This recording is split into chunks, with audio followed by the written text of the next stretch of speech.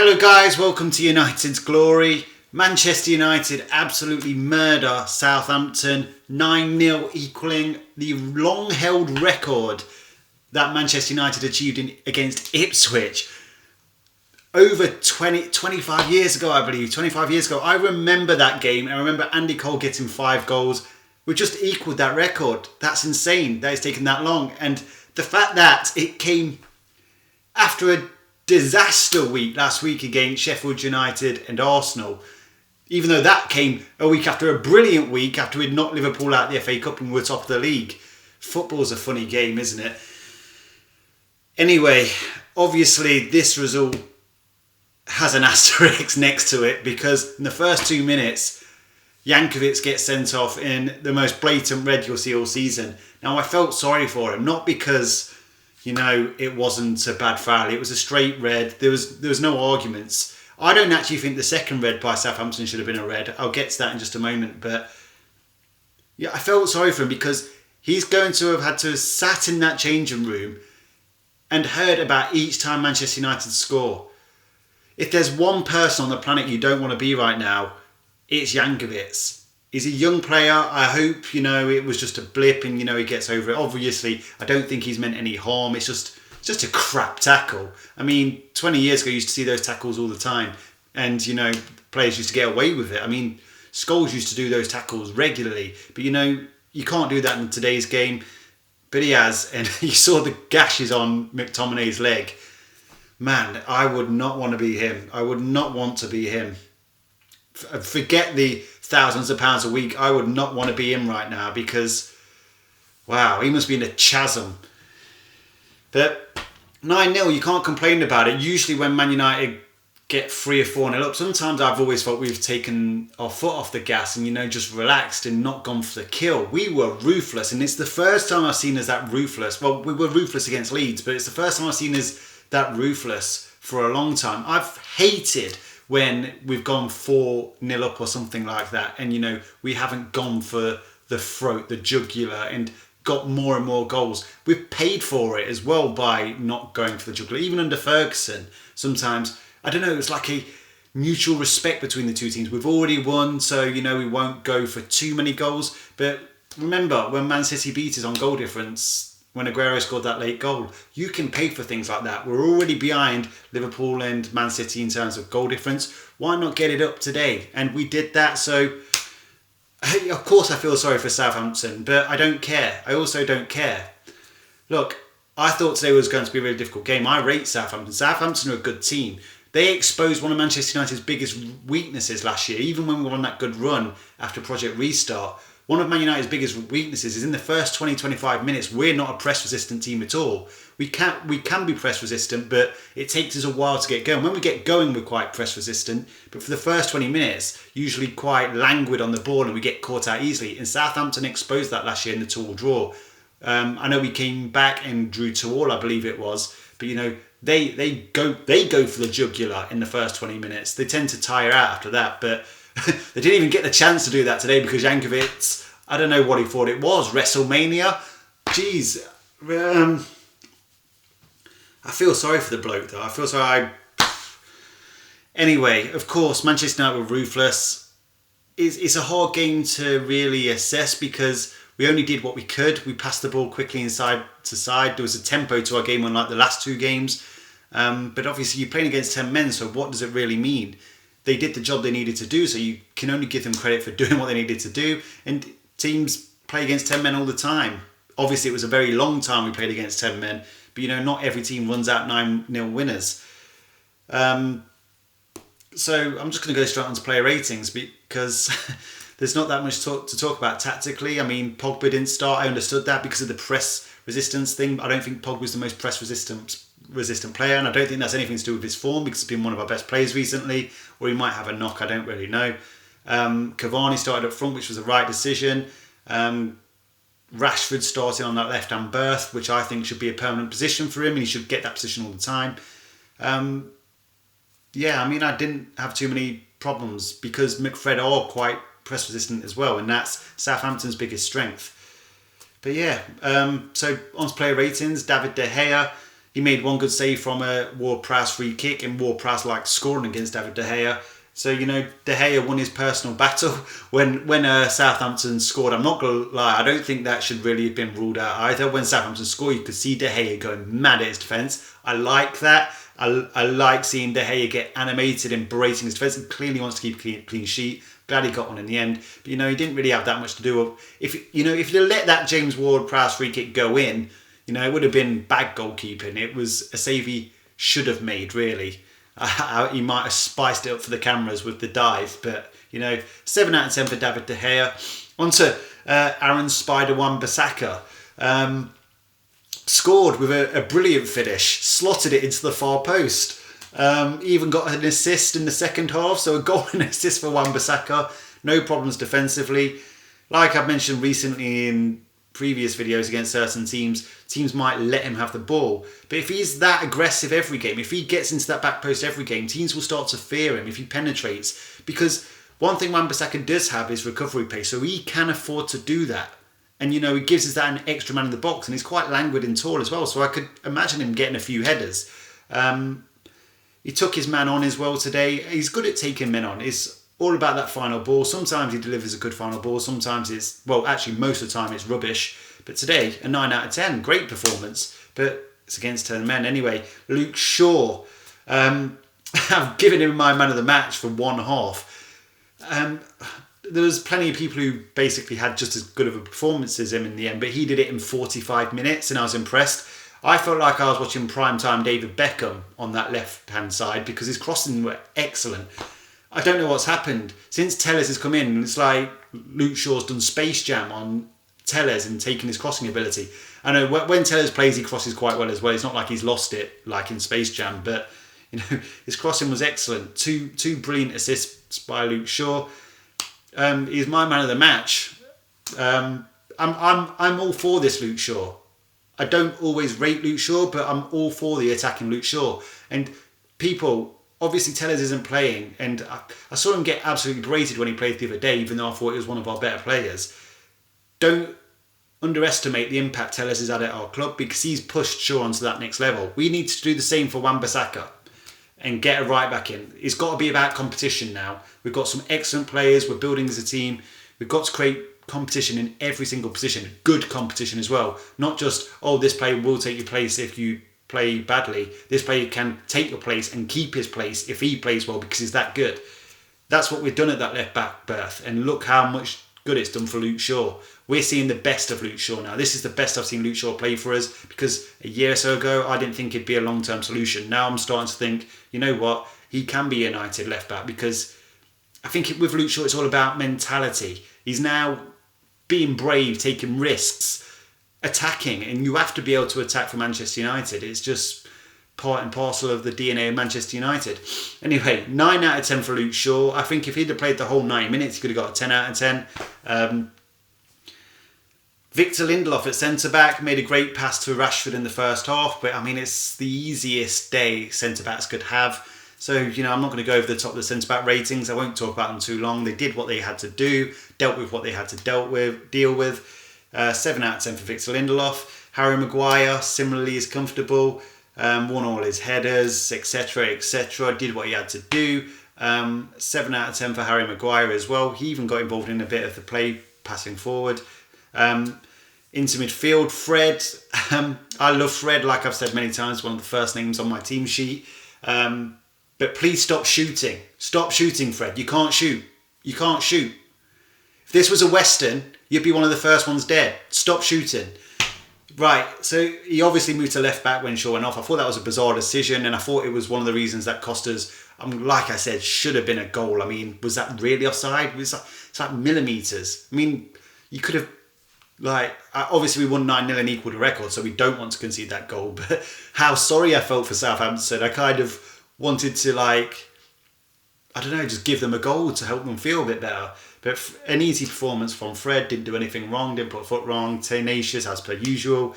7 out of 10.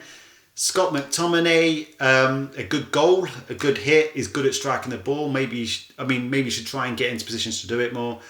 I think McTominay is a good player. He might not be the exotic player that you want or the player that does special bits. But I think you need players like Mctominay. He is really coming on. Many players would have stayed down and come off after that tackle in the first 2 minutes. He got up and carried on and, played the whole match. So you got to give him credit. Good goal, commanded the midfield, even when Fred went to left back. 9 out of 10. Bruno Fernandes. I've been surprised that he didn't get a rest in this game. I'm surprised he didn't get took off to give him a bit of a rest, because I've said it's not really about him looking leggy. He looks fit. He's moving about perfectly fine. It's all about ideas, I think. I think mentally he might be tired in terms of creation. But, he goes and gets 2 assists today. Once again, it's against 10 men. But they were both very good assists as well. A good ball into Martial for Martial's goal, and a good header across the box for James's goal. Obviously scored the penalty as well. So what can you say? Another 9 out of 10. Marcus Rashford played excellent. I mean, this is just Rashford all over, isn't it? Like, produces moments of magic here and there, inconsistent for the rest of it. But how can you complain today? He scored a good goal. And then he was pretty much the assister for that own goal. I don't think that goes down as an assist. No, it doesn't. I don't know what I'm saying. I don't know. But it's technically an assist. He made that goal because it was an excellent cross across the box. For some reason, our players could cross today.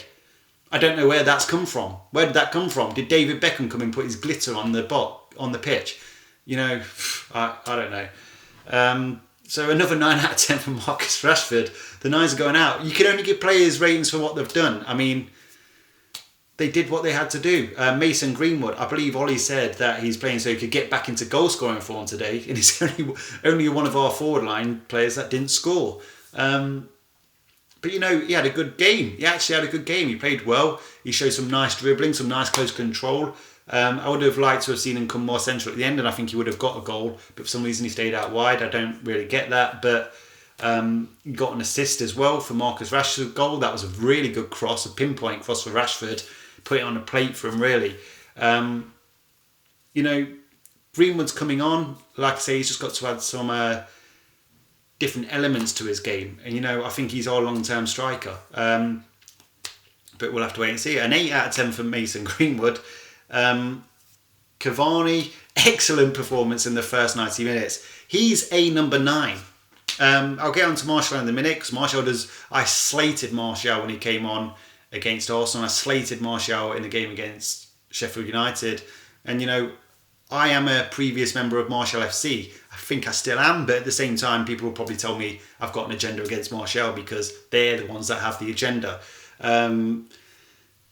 Cavani, excellent hold-up play. He is strong on the ball. His link-up play is good.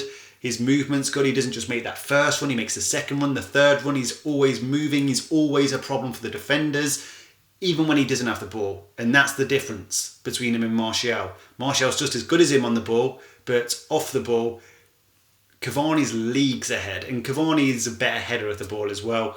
But Martial can score headers, but, Cavani was excellent for that first 45 minutes, deserved his goal. I don't know why he came off, maybe possibly injured or just resting him. I mean, you can understand that, or getting Martial on to get the goals because Martial needed the goals. But another 9 for Cavani, excellent performance. Onto the substitutes.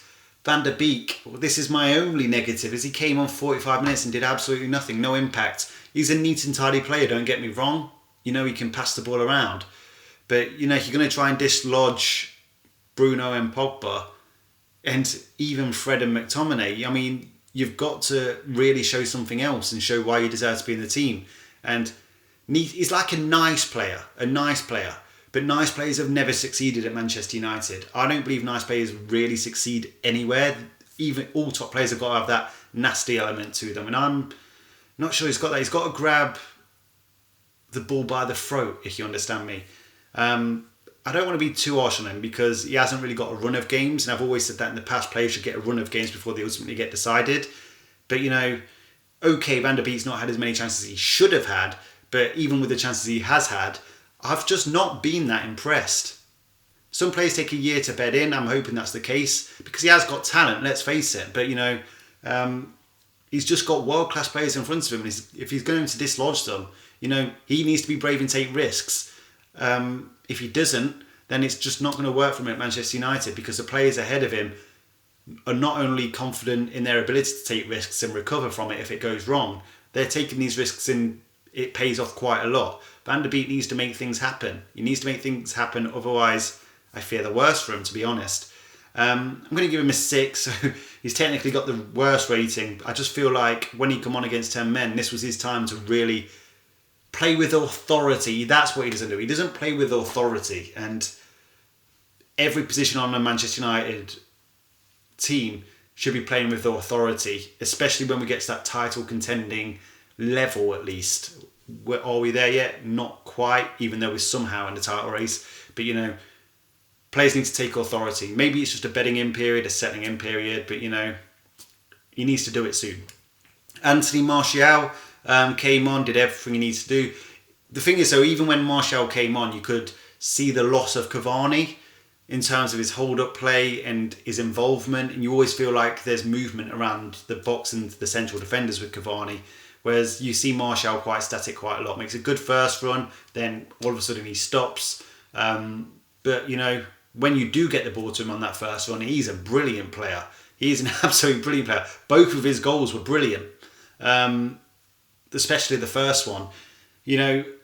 Don't write Martial off as a striker. However, I think we do need to start considering something. Like, obviously these comparisons were made with Martial early on in his career, and obviously he's French, but this isn't the reason I'm making it. He does have a similar playing style. His natural strengths are similar to Thierry Henry's. But Thierry Henry didn't play as a number 9. He was probably one of the earliest adopters, as what we've seen from current football, of the forward position. Not quite number 10, but a forward who used to move from not flank to flank, but he used to drift out wide and then start dribbling the ball in. That's Martial's strength, because when he gets the ball and he takes players on, defenders can't stop him, and it opens up defences big time. And I think when he's playing up against two centre-halves, we don't get that, because he's spending all his time occupying those defenders. So we're not getting to see Martial use his full abilities.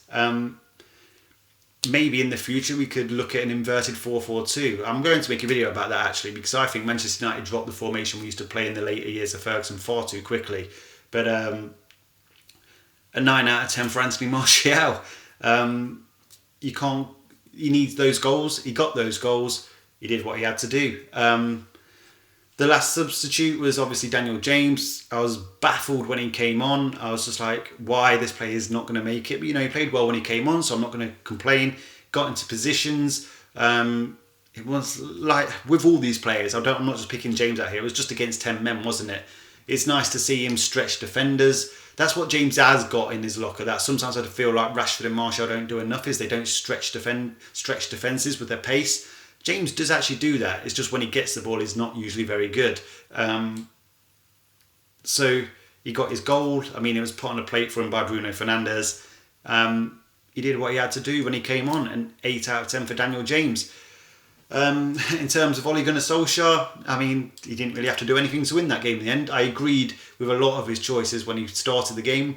I would have rested Bruno Fernandes and played Pogba. I just really want to see us rest Bruno Fernandes whilst we can, though I'm saying that with hindsight, really. But obviously, after the last few results, we kind of do need Bruno Fernandes on the pitch, because obviously we need wins, and he gets you wins, Bruno Fernandes. But 3 points, a record equaling 9-0 thrashing of Southampton.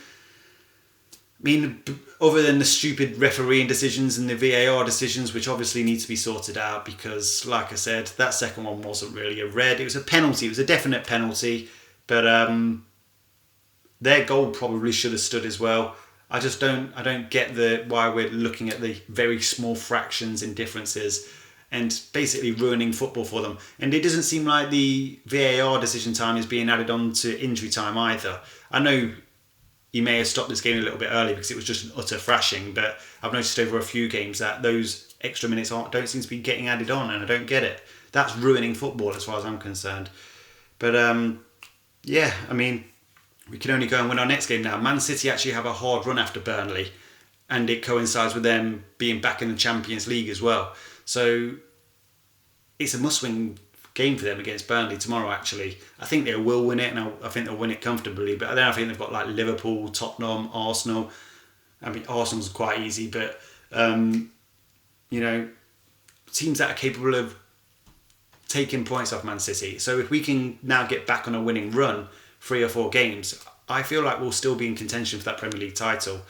Whether we'll win it or not, I don't know, because we saw last week when the going gets tough, we just don't get going. But anyway, that's all for today. If you think we can get back in the title race, make sure you smash a like on the video. Subscribe if you haven't subscribed. If you love talking about Manchester United, we talk about Manchester United on there. I've got plenty of videos and plenty of content coming for you. So hit that subscribe button. If you don't like the channel in a few days or a few months or a few years or the next millennium, then obviously you can unsubscribe. That's no problem. But smash the like button and see if you like what you see. Anyway, guys, thanks for watching. Until next time, talk to you soon.